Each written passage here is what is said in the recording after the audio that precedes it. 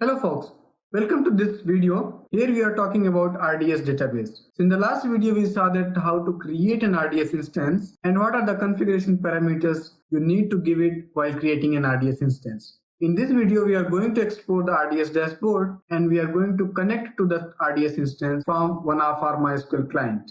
Now let's go to the RDS dashboard and see the status of the instance that we created. So you see here the DB instance status is still backing up. So basically just after creating the RDS instance, it takes one backup immediately. After that, it will keep on taking a daily backup if your automated backup is on, which is on by default. Now you can go on here and see the connect status. Now we have got an endpoint here. So this endpoint is very essential to connect to your RDS instance. Any MySQL client will use this endpoint to connect to the MySQL server which is running on this database instance. The security group rules that AWS has created for me, shown here. You can go on and click on this security group to understand exactly what rules are provided. However, you can see it here, inbound rule is this and outbound rule is this.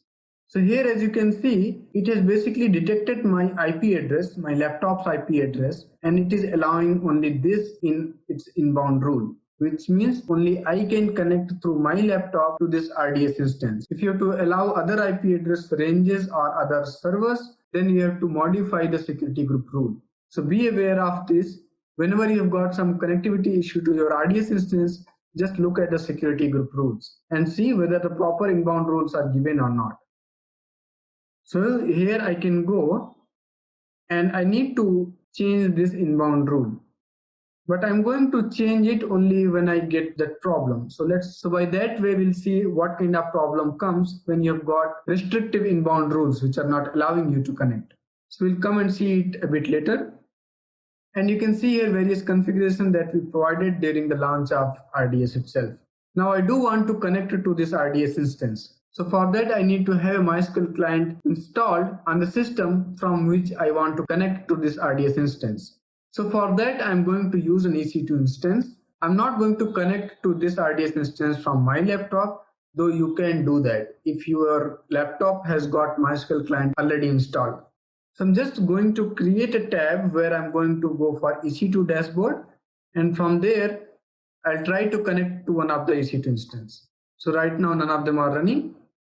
I'm going to just start one and connect to this particular instance. Connecting to EC2 instance is usual. You have already seen that. We'll be using putty to connect to this server. So here you go. I'm now connected to my EC2 instance. So what I need here is I need to install MySQL client. For that I need to give myself root privileges, sudo su, and then I can do yum install MySQL. Now remember, I don't aim to run MySQL server on this EC2 instance. I'm just installing MySQL client so that I can connect to the database server as a MySQL client. So on this MySQL is already installed. Now to connect to the RDS instance, I need to give here command called mysql -h, h for host, and then I need to provide the endpoint of the RDS. That you can get from here. So remember, it is under details. Copy it and paste it here. Now we also need to provide the port number on which we are going to connect. So -P 3306, which is the port on which we are going to connect to it. Then we need to give the master username, so -u, and the master user that we have provided during the creation of RDS instance. So here I'm going to give Ashish, and then we also need to provide the password. So you can just hit -p, and later on you can provide the password. So after hitting enter, it will ask for a password. You enter your password and then connect to it. Now this is where problem will begin. So it is not able to connect to it because of the security group rules, which is allowing only my laptop to connect to this RDS. Now since it's separate EC2 instance, which is trying to connect to RDS, it will not be allowed until unless we change our security group. So on the security group, now I'm going to change the inbound rules as discussed earlier. So go here, edit, and just make this source as anywhere, or I can simply give the IP address of my EC2 instance. So I'm just going to make it anywhere, which is not a very good security setting, by the way. I'm going to save it. Now, as soon as I save it, since it was doing the retry or connecting to it, so as soon as I change my security group, it has basically connected to my instance. And you can see here MySQL prompt. So now I'm connected to my RDS instance. And I can do here, so databases. I can run queries the same way that you run on any MySQL database. Show databases, and here you can see all the databases which are there. These are some of the system databases, information schema, etc. And this DemoDB is the primary database that we created during the launch itself. So you can go and use DemoDB.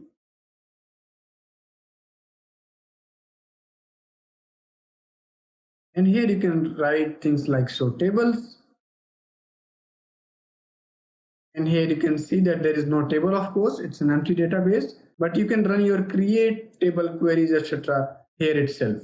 And once created, you will be able to query into the table, you will be able to insert data into the table, and usually whatever activities you want to do with your database, you can do here. So effectively what we have done, we have launched a database server and we launched an EC2 instance.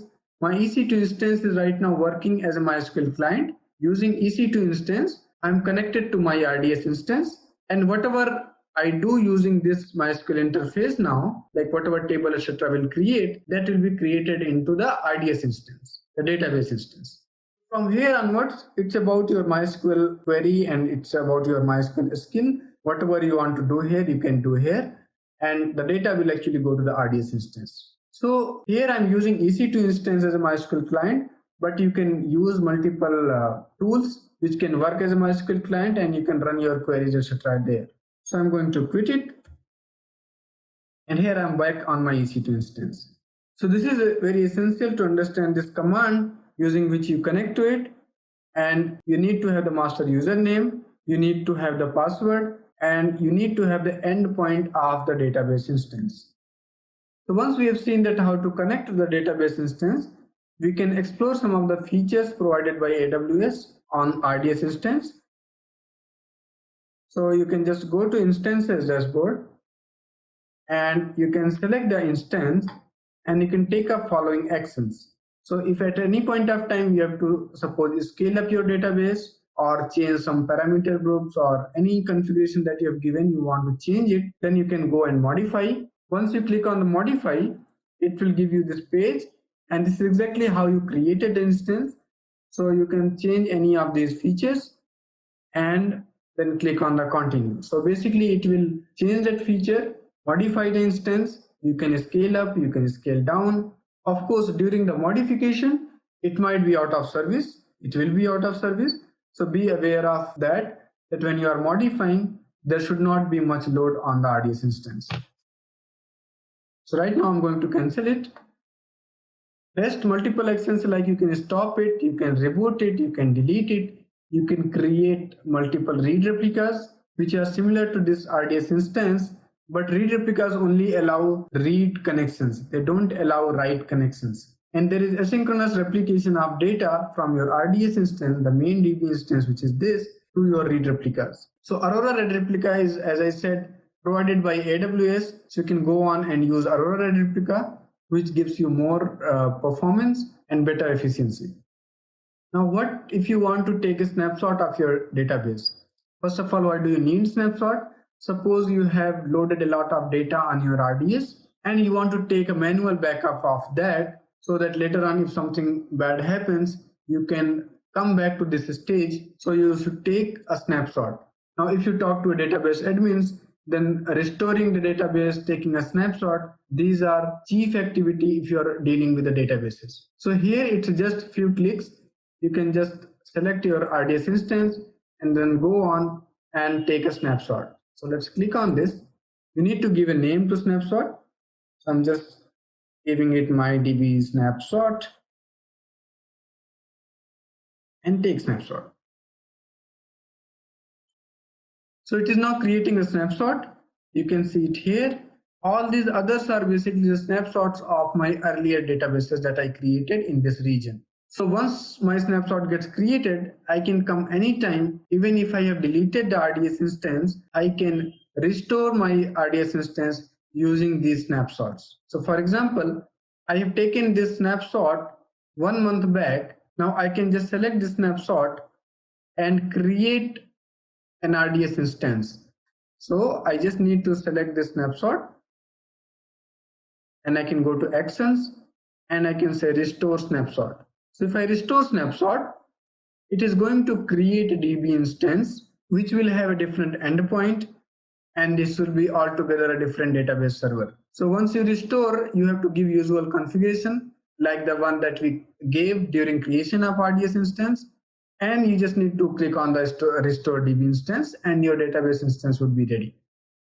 So one thing we need to remember that all these RDS instances, this snapshot, are limited within the region. If you have to create an RDS instance using these snapshot in another region altogether, then you first have to copy the snapshot in your destination region, and then you can go there and restore a database instance using that snapshot. So for that only, you have got this option of copying a snapshot. So if you just copy the snapshot, you have to give the destination region. And once you give the destination region and go ahead, then that snapshot will be copied into that region. And then you can go to the destination region and restore your database instance. So which will be basically a copy of this current database instance till the point when you have taken the snapshot. Another point we need to remember is that this RDS instance is basically an on-demand instance, which means it's a pay-as-you-go model. Based on how many hours you are running it, you will be charged accordingly. But if you've got a stable use case, for example, if you are coming from an enterprise and you know that you need to run say 10 databases for next 1 year or 3 years, you can reserve instances. So for that, you need to go here in the reserved instances and you have to purchase first the reserved DB instances. So if you click on that, so if you go here, you have to provide basically your options. So what kind of product you are going to reserve, what would be your instance class, for how long you are going to reserve it, and what kind of payment you are going to do. So this is basically your reserved instances. Now, as I said that right now we are using default subnet group, default parameter group, and default option groups. So subnet groups, if you want to see, this is the one that we are using right now with this RDS instance. If you go to default, you can see what are the subnet groups it is using. So if you create your own VPC, you will be creating your own subnets, and then what subnets to use with this RDS instance, that you can select by creating a subnet group and using that with your RDS instance. Same thing goes for the parameter group. We are using default mysql 5.6 parameter. If you want to see the content of it, just click on that and you can see all the various parameters. Now you can see there are 17 pages here. You cannot edit basically your default parameter group, but you can copy the default parameter group in a user defined parameter group and then edit it there. So for example, I have created a parameter group called my own param group, and I can go here and edit any of these parameters. Similarly, you have also got options group. So this is what we are currently using. But having said that, you can create your own options group.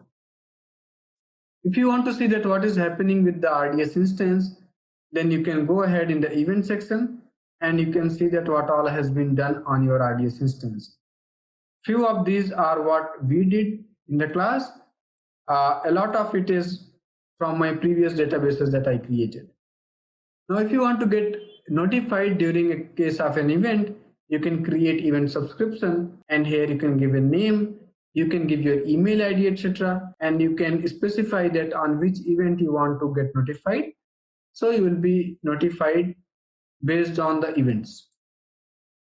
So the source of event is this. So if you select instances, then for what event category you want to get notified, all those things are configurable. So whenever you create a backup or there is a creation of RDS instance, you want to get notified, or if you want to have a deletion notification, you can just select that, and basically it will send you a mail in case of any of these events. You just need to give a new email topic here, give a topic name, and provide your email addresses here. So there are a few more things. You can create a cluster of your databases that will be visible here. There is a new feature called Performance Insight, which is right now limited to Postgres-based RDS instances. This basically will suggest you about what actions to take based on the performance of your RDS instance. So another point is you can see that which one of these is automated backup and which of them is manual snapshot. You can go here and see the type. So all these are manual snapshots except one, which is this one.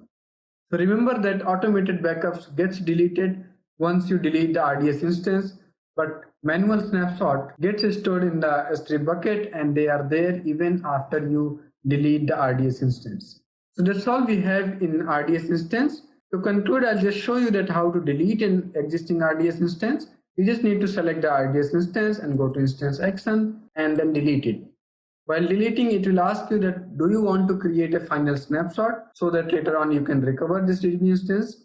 Because here deleting an RDS instance would mean that you are going to lose all your data that you have. Every resource would be freed. So here it is suggesting me to create a snapshot. I'm going with no. And then I acknowledge that if I delete it, all my data would be lost. And you just need to type this to confirm that you want to delete the RDS instance. And then we can just delete it. So within minutes, the RDS instance would get deleted. So that's all we have in RDS instance. If you got any query, any comment, just put it in the discussion box and we'll get back to you. So see you soon in the next video. Thank you for watching.